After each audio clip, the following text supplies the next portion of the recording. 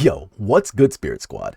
Today, we're going to be taking a look at Mono Blue Spirits, except now we're going to be looking at the IRL version of my Mono Blue Spirits deck.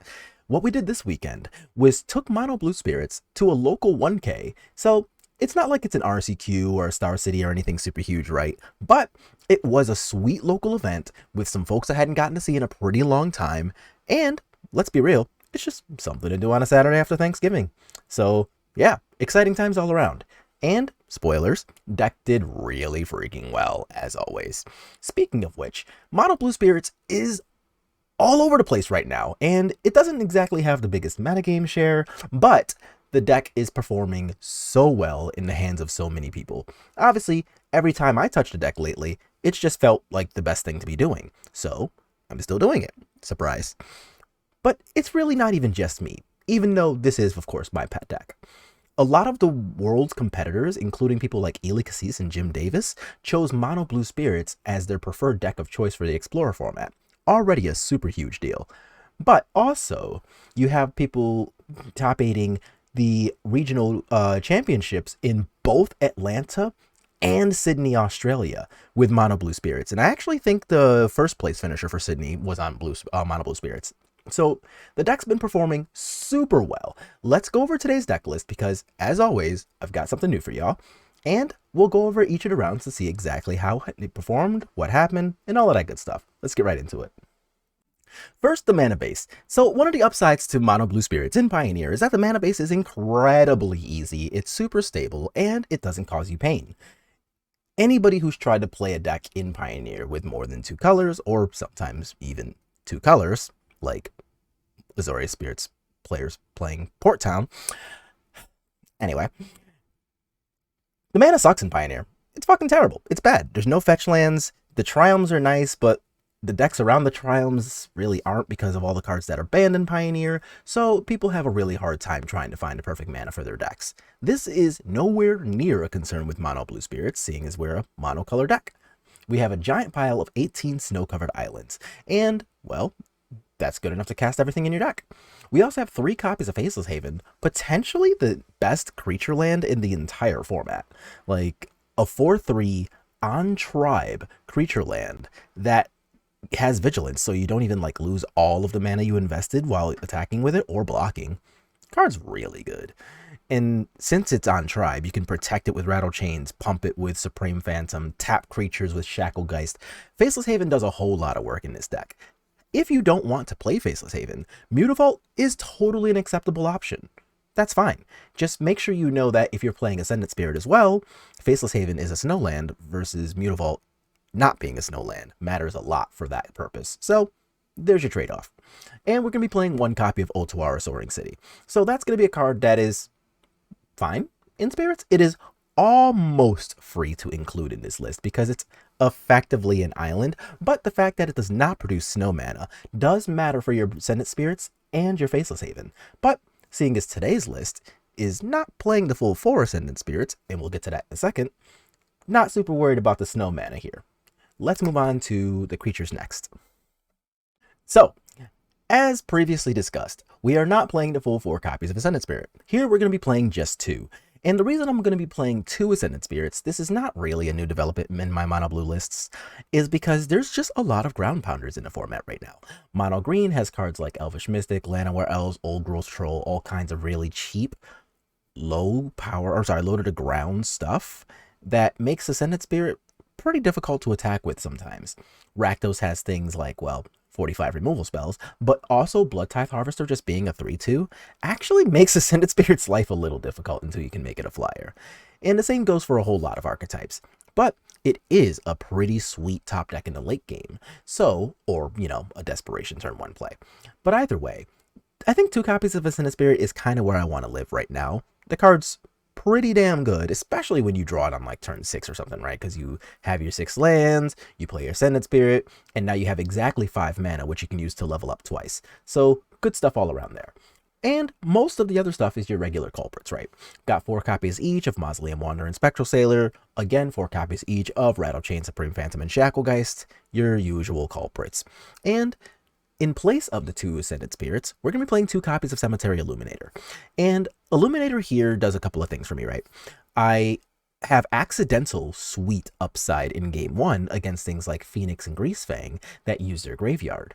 But also, it performs pretty well against things like Rakdos, because not only are you making sure you don't have to worry about, I don't know, Kroxa doing the Lord's work against you, right? But also, the pseudo card advantage you get by being able to play cards off the top of your deck sometimes can help mitigate the discard that Rakdos is looking to control your hand with. So yeah, you still get all your resources, which is really nice. And the fact that it's a 2/3 body, the biggest body in this entire deck, escapes Bonecrusher's giant stomp from just being a 1-for-1 removal spell. So there's a lot of real upsides to Cemetery Illuminator, and that's why I wanted to play around with 2. So far, I really like them.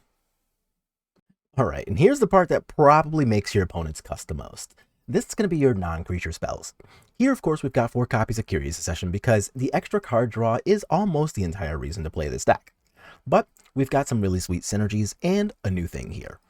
We've got 2 copies of Memory Deluge for extra card advantage, and these are going to take the place of the 2 copies of Combat Research that I have seen in a lot of lists. The reason for that's going to be twofold. First, Combat Research is terrible with Ascendant Spirit, and we're only playing 2 anyway.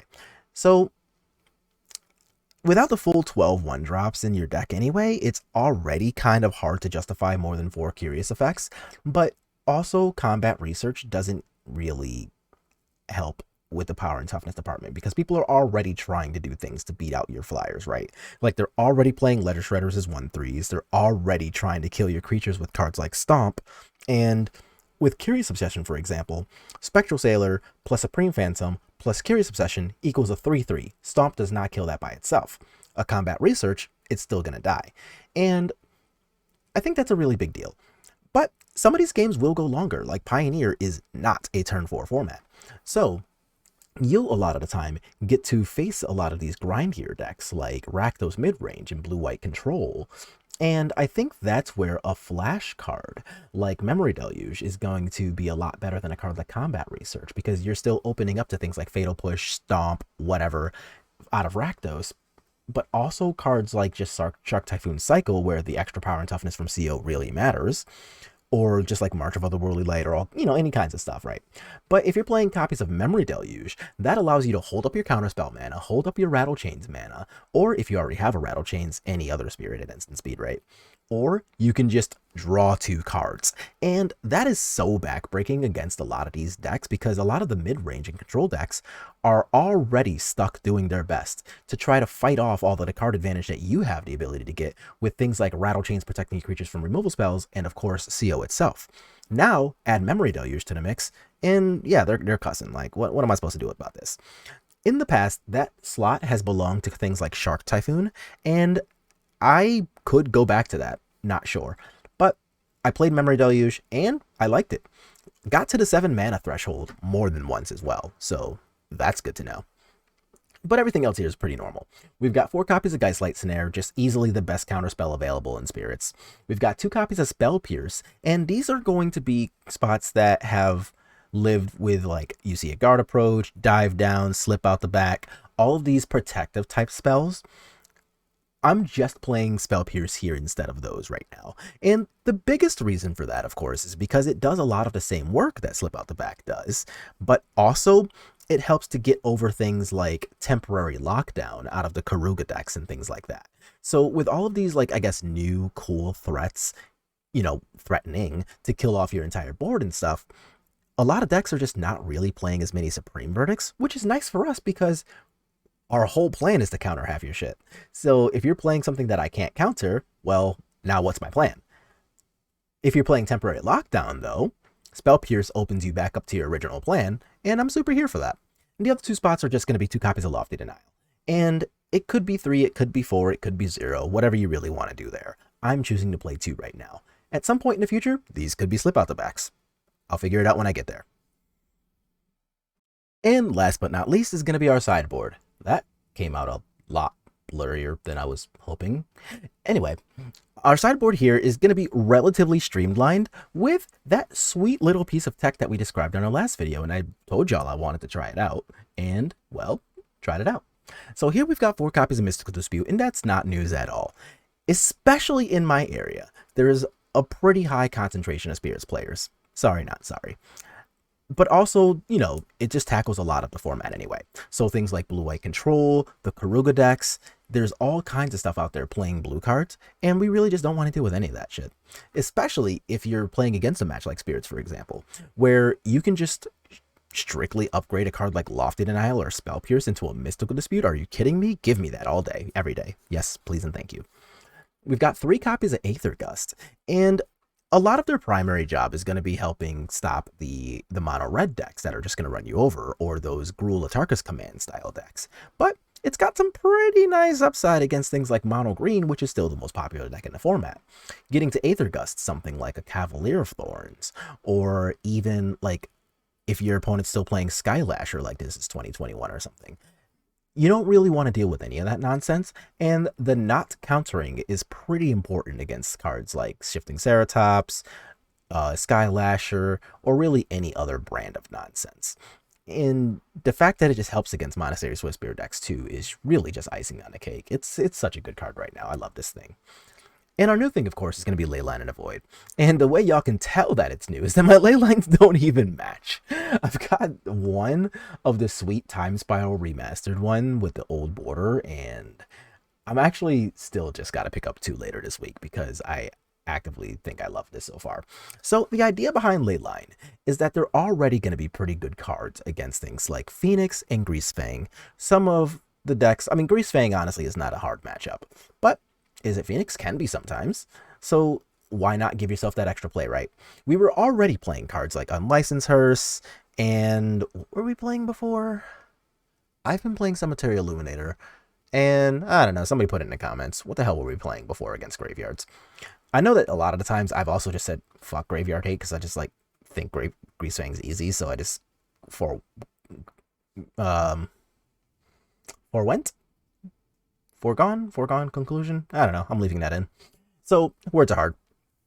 But I'm playing Leyline and Avoid, and it's got, of course, that sweet upside against those 2 decks, but also it's an enchantment, which means it helps with your Geistlight Snare. So on your turn 2, for example, if you're just like, okay, cool, I'm going to play like a Mausoleum Wanderer, Spectral Sailor, Ascended Spirit, whatever, and I have a Leyline on the table, guess what? Your Geistlight Snare is on without your opponent having to, you know, see a Curious Obsession first. You just already have your 1 mana super sick counterspell right there. So huge upside. I absolutely love it, and I think I'm going to keep it for a while.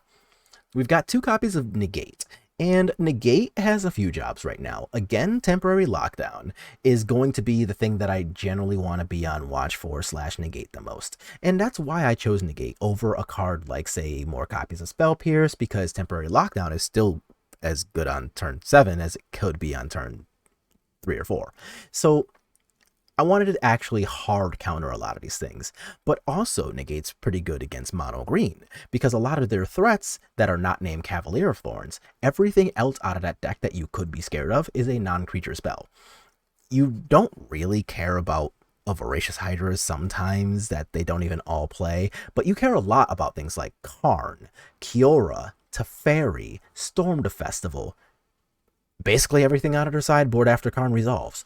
Like, there's a lot of reasons to really want just a hard 2-mana counter like Negate, and it serves admirably against things like mono green. But also, again, Temporary Lockdown, almost the entirety of blue-white control, and really any combo deck you end up running across is going to just have a lot more non-creature spells than creature spells. So if you find yourself fighting against things like Lotus Field combo, Jeskai Ascendancy, whatever bullshit nonsense combo deck is existing that week, Negate's usually a best way to take care of it. Also, trivia, I'm pretty sure Negate has won the most money in all of Magic, so why not play it? We also have 3 relatively spicy 1-ups here. I've got a 1-up Nebelgast Herald on top of the 4 copies of Shacklegeist, just in case I end up running across things that are just combat-oriented, right? Like, we don't really want to run against things like mono-white humans, black-white auras, if that still exists in the year of our Lord 2022.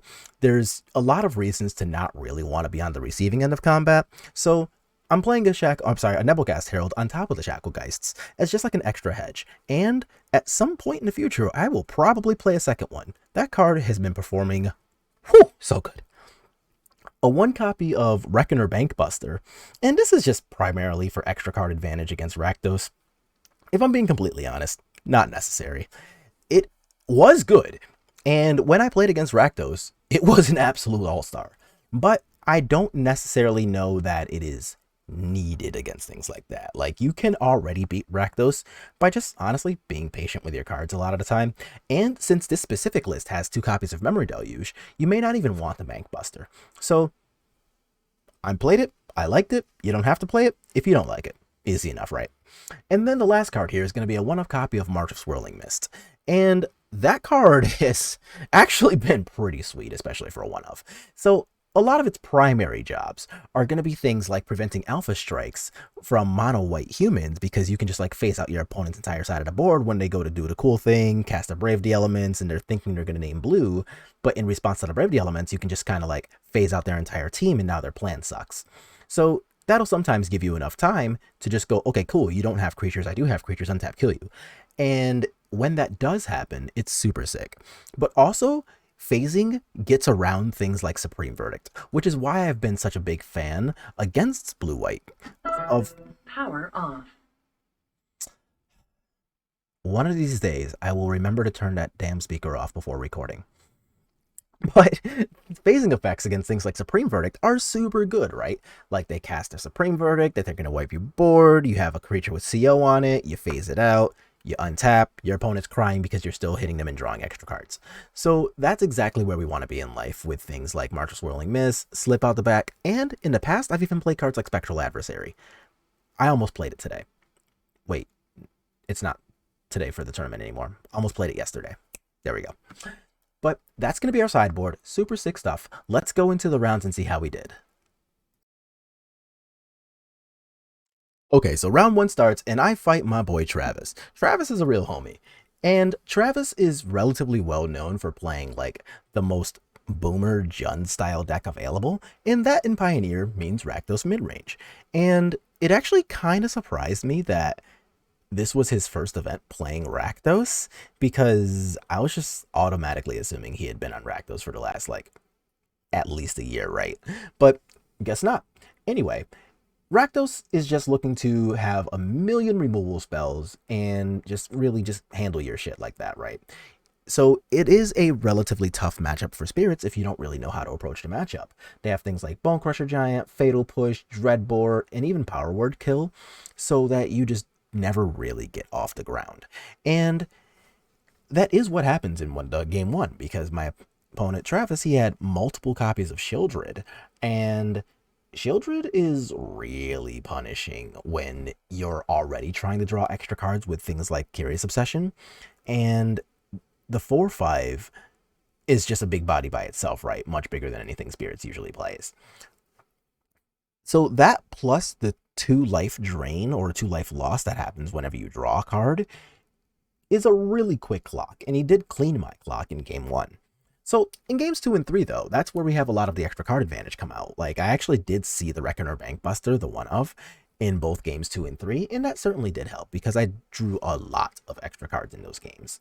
But also, you have things just like, Spell Pierces and Lofty Denials and Geistlight Snares to make sure that the more important threats never really see the light of day.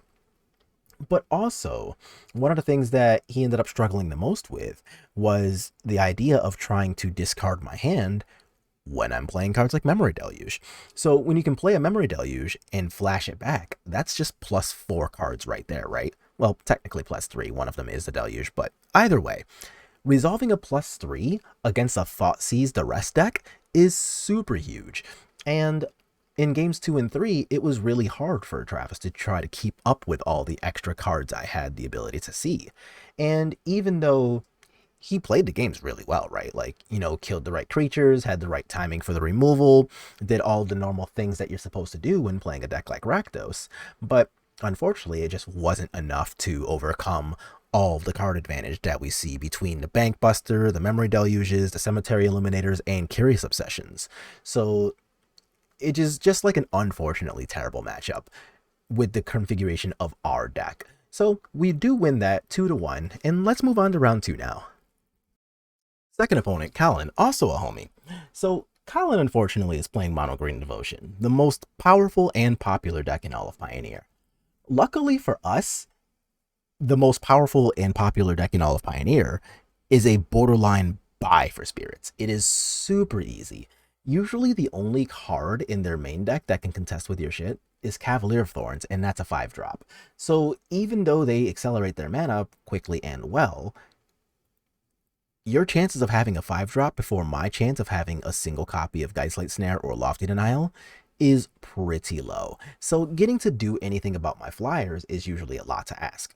So luckily for Colin, he did have a copy of Heart of Kiran in his sideboard, so he got to wish for that using Karn in both games 1 and 2. But thanks to the nature of the matchup, there was no game 3. We ended up just kind of like really doing the flying thing, right? So we have the ability to just play a creature, Curious Obsession, and just kind of ride it to victory with a bunch of counterspells. Usually the only important cards out of the entire deck against us are named like Storm the Festival, because that can get Cavalier or Karn, and then of course Cavalier and Karn. Almost the entire rest of the deck we can ignore. And that's a pretty great place to be in, right? Where like 12 cards matter out of your opponent's deck, and that's honestly closer to 8, but at the same time you have more than that number of counter spells available, so like how does your opponent ever really compete? And the answer is they usually don't. In game 2, we did get to have like a relatively sweet line though of getting to just Aether Gust. I think we Aether Gusted, and yeah, we Aether Gusted the Cavalier of Thorns while it was on the stack. I got to attack for some more, drew an extra card, and then we got to counter the same Cavalier on the way back. So your opponent's already, fighting super desperately, using all of their mana to play a 5-drop and to just try to defend themselves from your like 3 or 4 flyers. And all of that is assuming you don't have a single Shacklegeist or Nebelgast Herald.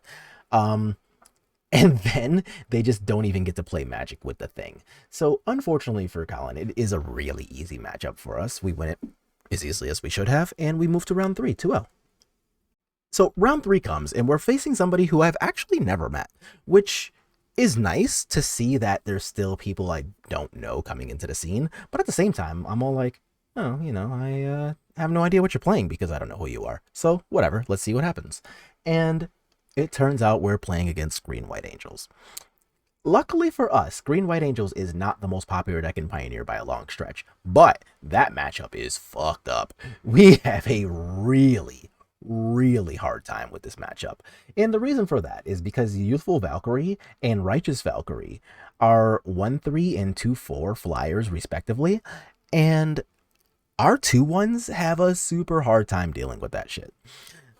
In game 1, we both mulligan, which is actually good for me, because when we both mulligan, I'm playing the deck that can function off of 2 lands. I'm playing the deck with Curious Obsession, so we can easily mulligan out of shitty scenarios, and I'm playing the counterspells. So if I play 1 counterspell in my opponent's entire plan is to try to beat me with 1 Resplendent Angel or a Righteous Valkyrie, a single counterspell fucks that plan up. So we ended up mulling. I did see 2 Curious Obsessions too, so like I unmulliganed very quickly, and my opponent just never unmulliganed, so we win that game pretty easily. Games 2 and 3 were a lot more hard fought. Game 2, I ended up losing just on virtue of my opponent having big ass flyers, and a Righteous Valkyrie got to do the thing. And it was honestly mostly fine had I seen a single counterspell against any of the cards they were trying to resolve, really, because I had a decent mixture of creatures and Curious Obsessions, but my opponent got to resolve all of his cards, and since his cards are better than mine, or rather they match up well against mine, fuck it, they're better than mine. Since his cards are better than mine, it means that, when they resolve, I'm going to have a really hard time overcoming that advantage, and that just never really got to happen. And game 3 was an absolute fucking raffle stomp. Now, realistically, I kept a hand of 7 that had 4 creatures and 3 lands, and a pretty decent curve, including a Shacklegeist. What I did not consider is that because that hand did not contain a counterspell, and I ended up never drawing one, that's not good enough against my opponent when they're doing things like resolving 2 Bishop of Wings into a Resplendent Angel, and I absolutely got fucked up by that combo. So It was a game, though. I ended up being able to use March of Swirling Mist to phase out all of their attacking, and then I got to attack and keep them under that 27 or 28 life threshold, whatever it's required for Righteous Valkyrie to be awesome. And it was cool for a little bit. But then my opponent got to, well, just untap and continue playing Magic because I didn't have any counter spells. So it ended up being a board state with me having like 4 or 5 flyers on the table and my opponent having at least 6 angels on the table and being at 45 life. So that tells you how that matchup went. Let's move on to the last round and see what happens here. Right. Our last round is against the homie Jeremy. And Jeremy's playing Azorius Spirits, and he's been doing pretty well in both Modern and Pioneer with it lately. So it's pretty hype to see him doing, well in the 2-1 bracket here in this 1K. So we play against him, and he does get on the back foot because, well, I'm mono blue. So I'm a lot lower to the ground than he is. And while the list that we're looking at is nowhere near indicative of what he actually ended up playing, seeing as he didn't play like any Patrician Geist, and his mana base was nowhere near as budget as what we're currently looking at. But it's, I think, comparable enough to the point where I can show you this deck list and have you get a good idea of what Jeremy was playing. So we're playing things like Empyrean Eagle. He was playing the 4 copies of Watcher of the Spheres for these really explosive starts that can help out with. And the spell quellers and things like that, just being 2/3s, never mind capturing a spell, just being a 2/3 alone, is sometimes enough to make our lives miserable as somebody who's typically playing 2/1s, and we're trying to pump those up, right? So he actually does have a pretty decent amount of potential to get ahead of me if he just resolves bigger bodies, right? What ends up happening here is that I do get the die roll, right? No? Maybe? I don't remember. I don't know. Maybe I lost the die roll. Doesn't matter. But either way, I ended up getting to have a curve of turn 1 Mausoleum Wanderer into turn 2 Supreme Phantom to make it a 3/3 and just kind of start attacking from there. And from that point, since I was ahead, I got to, have the counterspell advantage because I was the one with the Mausoleum Wanderer and it had higher power. So if my opponent's going to try to, like, say, Lofty Denial, for example, I can make them pay 2 for it, at least, assuming I don't get to untap and have another spirit in play. And that advantage, when you combine, like, the Lofty Denial advantage from us just having the first big flyer on the table and the Mausoleum Wanderer to counter an opposing Lofty or something, we had the Geistlight Snare, so we had not only have more counter spells, but cheaper counter spells. And then, of course, just virtue of our deck being lower to the ground, it ended up working out pretty well for just us. And then game 2 ended up being a lot more of the same, except we get to take things like Lofty Denial out of the deck and put cards like your Mystical Disputes in. So I'm no longer stuck holding cards like Spell Pierce that are potentially dead, or Lofty Denial that costs 2. Now I have a Mystical Dispute that can counter their entire deck, and of course he does as well, but he doesn't actually see his in game 2, whereas I did see one. So I get to have a Shacklegeist on the table, and he doesn't. And anybody who plays a lot of spirits will tell you, in the mirrors, Shacklegeist is easily the most important card.